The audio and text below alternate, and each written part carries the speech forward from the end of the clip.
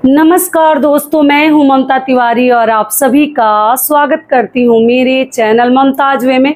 कैसे हैं आप सब? तो ये बताने के लिए कमेंट बॉक्स में हर हर महादेव हमेशा की तरह जरूर लिखिए। तो चलिए दोस्तों, आज हम इस वीडियो में जानेंगे हरितालिका तीज से संबंधित बहुत सारी महत्वपूर्ण बातें और आप लोगों के कुछ महत्वपूर्ण प्रश्न हैं। सभी प्रश्नों के उत्तर आज हम इस वीडियो में जानेंगे। तो आप लोग बने रहिए मेरे साथ मेरे चैनल पर। अगर आपको मेरा वीडियो पसंद आता है तो प्लीज़ आप मेरे चैनल को सब्सक्राइब कर दीजिएगा, बेल आइकन को प्रेस कर दीजिएगा, जिससे कि मेरे वीडियो के नए नोटिफिकेशन आप सभी के पास सबसे पहले पहुँचे। तो चलिए शुरू करते हैं और सभी महत्वपूर्ण बातें जान लेते हैं। तो सबसे पहले दोस्तों आपको बता दूं, हरितालिका तीज का व्रत हम भाद्रपद मास के शुक्ल पक्ष की तृतीय तिथि को ये व्रत हम रखते हैं। और ये व्रत जो है हर सुहागन महिलाएं अपने सौभाग्य के लिए, अखंड सौभाग्य के लिए, पति के दीर्घायु के लिए ये व्रत रखती हैं और रखा जाता है। कहीं कहीं पर कुंवारी लड़कियां भी करती हैं। तो आपको बता दूं कि इस साल 2024 में हरितालिका तीज का व्रत हमें कब करनी है? 6 सितंबर को। दिन है शुक्रवार। शुक्रवार के दिन हम व्रत रखेंगे और गुरुवार के दिन हम जो है नहाए खाए करेंगे। तो देखिए, व्रत में इतना सब नहीं लिया जाता है। गुरुवार के दिन कुछ लोग बाल नहीं धोते हैं, लेकिन व्रत में इतना देखेंगे तो नहीं होगा। आप लोग चाहें तो गुरुवार के दिन भी अपना बाल धो सकते हैं, बाकी आप देख लीजिएगा। क्योंकि नियम है कि जब तक हम बाल को धो नहीं लेते, शुद्ध नहीं हो जाते, तब तक किसी भी व्रत को करने के लिए हम शुद्ध नहीं कहलाते हैं। तो बाल धोना एकदम कंपलसरी है, अनिवार्य है। तो गुरुवार को हमें बाल धोनी है और शुक्रवार को हम व्रत करेंगे। और ये व्रत जो है 24 घंटे का निर्जला उपवास रखा जाता है। कई ऐसे वीडियोज डाल चुकी हूँ, फिर भी कुछ बहनों का प्रश्न है कि दीदी जैसे कि हम प्रेग्नेंट है तो क्या ये व्रत रख सकते हैं? बिल्कुल हम नहीं रह पाएंगे पानी के बिना, खाने के बिना। तो देखिए, नियम तो है कि ये निर्जला ये व्रत हमें रखनी चाहिए। 24 घंटे का सुबह से लेकर और अगले दिन सुबह तक ये व्रत रखा जाता है, ठीक है।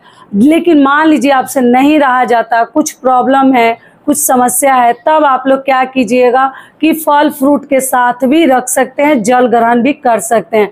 लेकिन इस व्रत में कथा सुनिएगा तो नियम तो यही है कि हमें कुछ भी नहीं खानी चाहिए। लेकिन मान लीजिए जान है तो जहान है, अगर नहीं रहा जाता है, कुछ क्रिटिकल कंडीशन है आपका, तब आप लोग जो है पानी पी सकती हैं और फल खा सकती हैं, ठीक है। दूसरा आप लोगों का प्रश्न है कि दीदी उस समय मासिक धर्म में मान लीजिए अगर डेट है तो हम कैसे क्या करेंगे? तो देखिए, व्रत हमें नहीं छोड़नी है। ऐसी स्थिति में भी अगर मान लीजिए अगर आप अशुद्ध अवस्था में भी हैं तो आपको व्रत नहीं छोड़नी है, व्रत जरूर रखनी है। और पूजा आप अगर घर में कोई अन्य सदस्य हैं तो अपने पति से या अपने सास हैं या जेठानी देवरानी है, कोई भी है, उनसे पूजा करवा दीजिए, आपको भी लाभ मिलेगा। कथा आप लोग जरूर सुन लीजिएगा। पूजा होने के बाद हम कथा सुनते हैं और पूजा का शुभ मुहूर्त क्या है ऊपर मैं टाइमिंग लगा दूंगी, आपको आगे बता देती हूँ और लगा भी दूंगी, आप लोग देख लीजिएगा। ये हो गया। अगली चीज क्या है कि पूजा हमें कभी भी शुभ मुहूर्त में तो करनी ही है और प्रदोष काल में। हरितालिका तीज की पूजा कभी भी हमें प्रदोष काल में ही करनी चाहिए।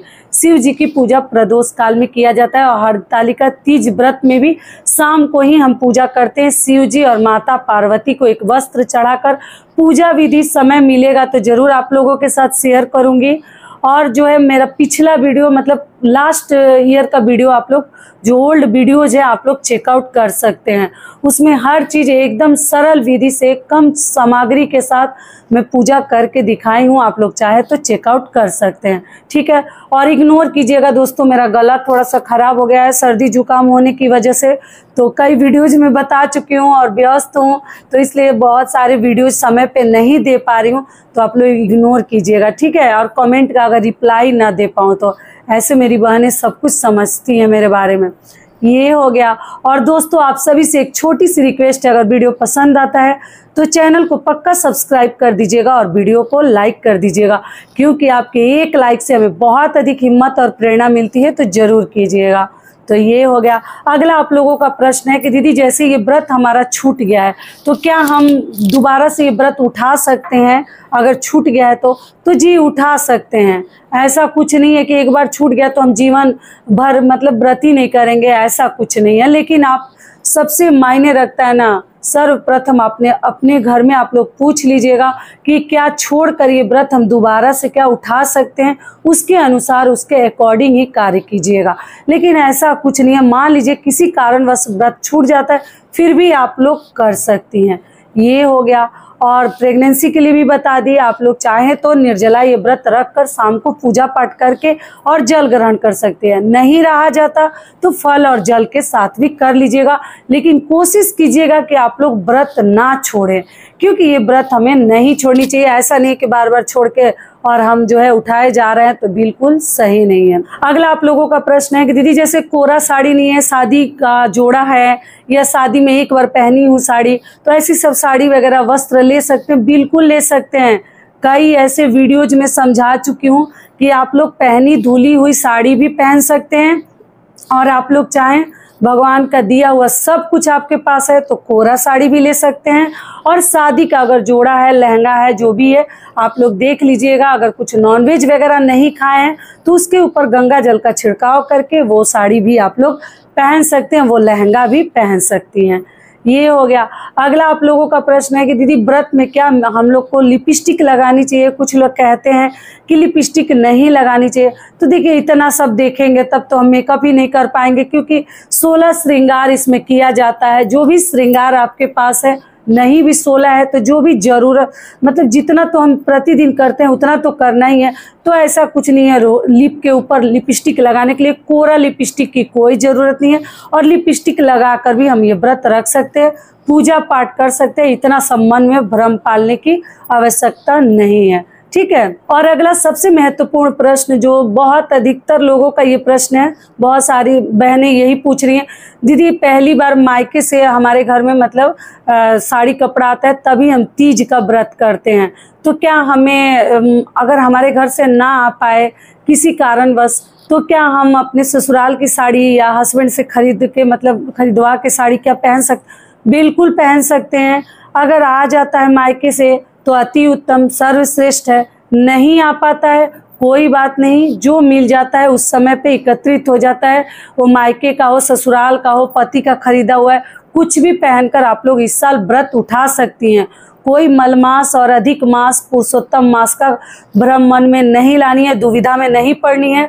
आप लोग कोई भी नया व्रत इस साल 2024 में शुरू कर सकती हैं। ये क्लियर हो गया। अगला आप लोगों का प्रश्न है कि दीदी जैसे हम दान की हुई चीज़ें क्या अपने माँ को, सास को दे सकते हैं? तो देखिए, नियम तो है कि जो भी हम दान करते हैं वो ब्राह्मण को देनी चाहिए। तो ब्राह्मण मिले तो ब्राह्मण को भी दे सकते हैं, अगर नहीं मिलते तो आप अपने घर के ननद को या अपनी बेटी को भी आप लोग दे सकते हैं, जिनकी बेटी मतलब शादीशुदा है उनको भी दे सकते हैं। लेकिन अपना दान किया हुआ चीज़ें, मतलब जो लड़कियां दान करती हैं, खुद की दान की हुई चीज़ें मायके वालों को नहीं देनी चाहिए। मायके वाले अगर बेटी का दान किया हुआ चीज़ें इस्तेमाल करते हैं, यूज करते हैं, तो उनके ऊपर बहुत अधिक दोष लगता है। तो आप लोग पूछते हैं कि दीदी माँ को दे सकते हैं, भाभी को दे सकते हैं? बिल्कुल नहीं। आपके यहाँ क्या परंपरा है आप लोग देख लीजिएगा, लेकिन बेटी का धन अगर मायके वाले खाते हैं या इस्तेमाल करते हैं तो उनके लिए बिल्कुल सही नहीं होता है। तो ऐसी गलती आप लोग ना करें। ससुराल पक्ष में किसी भी मतलब आपसे जो श्रेष्ठ महिला हैं उनको आप लोग दे सकते हैं, ठीक है, जो भी महिलाएं हैं उनको दे सकती हैं, लेकिन मायके के मतलब जो भी परिवार वाले हैं उनको आप लोग मत दीजिएगा। इस बात का ध्यान रखिएगा। और अगला प्रश्न क्या है, दीदी सरगी कितने बजे खाना है? बार बार देखिए, कई ऐसे प्रश्न तो बता चुकी हूँ फिर भी आप लोगों के प्रश्न आते हैं।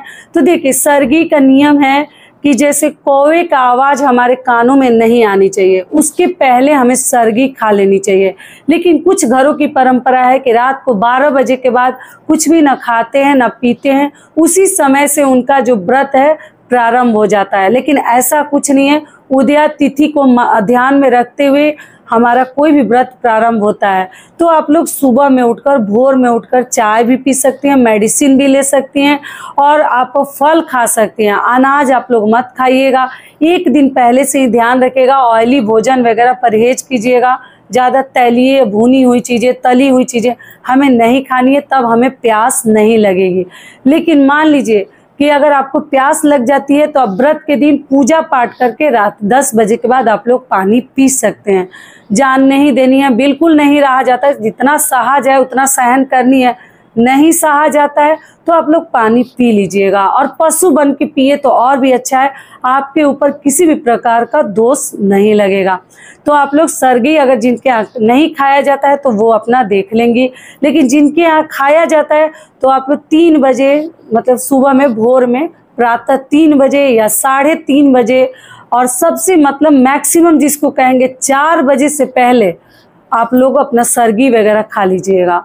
उसके बाद आपको नहीं खानी है। कौवे का आवाज़ अगर हमारे कानों तक आ गया तो हमारा व्रत जो है खंडित माना जाएगा। इस बात का आप लोग ध्यान रखिएगा।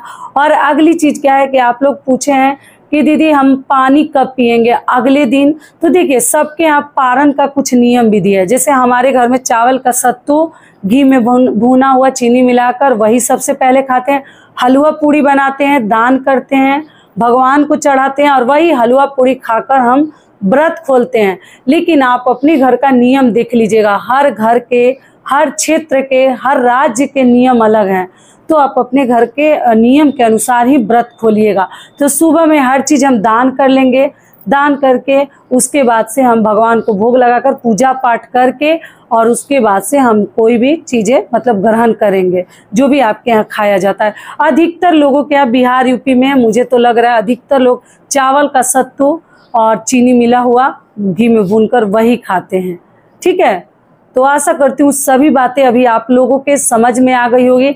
और तीज में आप लोग पूछे दीदी कितनी बार स्नान करना है, तो देखिए सुबह स्नान करके अगर व्रत रखे तो बहुत अच्छी बात है, स्नान कर लीजिएगा। अगर आप लोग चाहें तो संकल्प भी ले सकती है। अगर मान लीजिए नहीं ले पाती हैं या भोर में किसी कारणवश लोगों को सर्दी हो जाती है, कोल्ड हो जाता है, नहीं अगर स्नान कर पाते हैं तो सुबह उठकर भी आप लोग स्नान करके साधारण विधि से अपने मंदिर में पूजा भी कर सकती है। वो भी अगर करने का मन नहीं कर रहा व्रत में तो डायरेक्ट स्नान करके आप शाम को भी शिव जी की पूजा 16 श्रृंगार करके अच्छे से सिंदूरा वगैरह से सिंदूर लगाकर चुंदरी पहनकर और आप लोग ये व्रत कर सकती हैं। ठीक है, तो इस प्रकार से हमें हरितालिका तीज का व्रत करनी है। तो आशा करती हूँ सभी बातें अभी आप लोगों के समझ में आ गई होगी।